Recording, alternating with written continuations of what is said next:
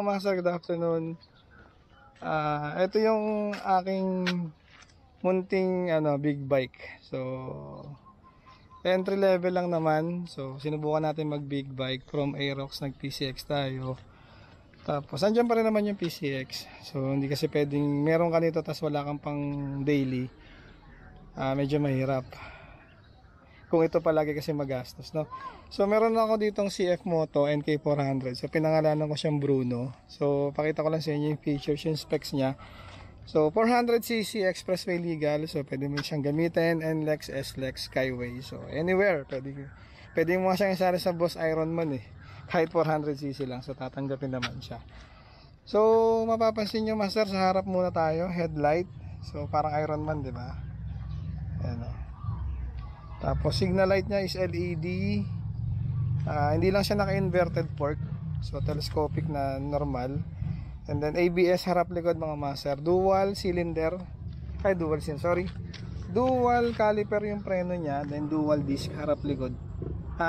Kabilaan, kaliwat kanan. So ayan. Kabilaan. 2-cylinder mga master. So kung tawagin nila inline 2. So ayan yung dalawang elbow niya. Inline 2. Tapos ABS harap likod mga master. Signal light ayan, siya flexible, so iwas putol. LED na rin ang tail light, signal light, tail light, then park light. Naka monoshock master sa likod. And then ang preno niya is ABS din yung likod niyan, single caliper. So LED mga master, TFT screen na rin siya. Ayan, ito ko sa inyo. TFT screen. And then pwede mong i-adjust, ito yung pinaka selector niya, pwede mo itong iset. Tapos busina, placer, high-low, tapos signal light. Tapos ito yung starter niya. Tapos hazard yan. 17 liters mga master yung laman ng tangke natin, no? So medyo malaki. Actually kung ito yung gagamitin ko to, 500 lang kinakarga ko, full tank na ulit yan eh. So displacement lang mga master nito is 400cc, saktong sakto. 219,000 ang presyo niya sa market, sa cash. So mga master, 4 valve per cylinder, so 8 valve siya bale. Per cylinder niya siya apa. Double overhead cam, 4.9 maximum power niya. Yung horsepower niya 40.9 sorry. And then ang kanyang maximum torque is 34.4 Newton meter. So sabi 155 km per hour yung kanyang top speed. Ayan.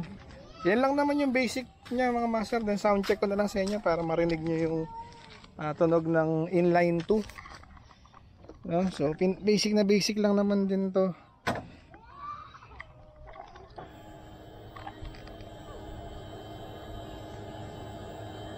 Yan.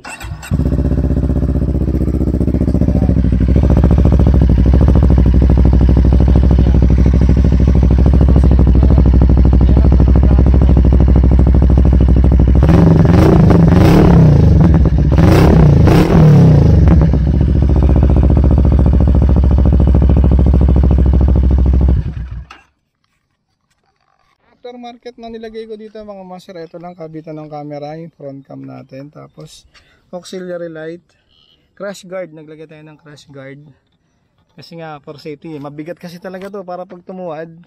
Yung slider lang natin, tama din yung crash guard. Tapos naka-Acra, naka-copy ng bucho. So yun lang mga master, wala namang iba pang nadagdag dito. So medyo magastos lang talaga mag big bike, sasabihin sa inyo. Sa mga newbie na gustong mag-try, gusto nyo subukan nyo to, kontakin nyo ako, papahiram ko sa inyo. Pag gusto nyo mag big bike, maramdaman nyo kung ano yung feeling na naka big bike. Promise, papahiram ko sa inyo, puntahan nyo ako dito sa amin para ma-experience nyo kung paano i-drive itong NK400, no? Salamat mga master, hanggang sa susunod na review. Thank you.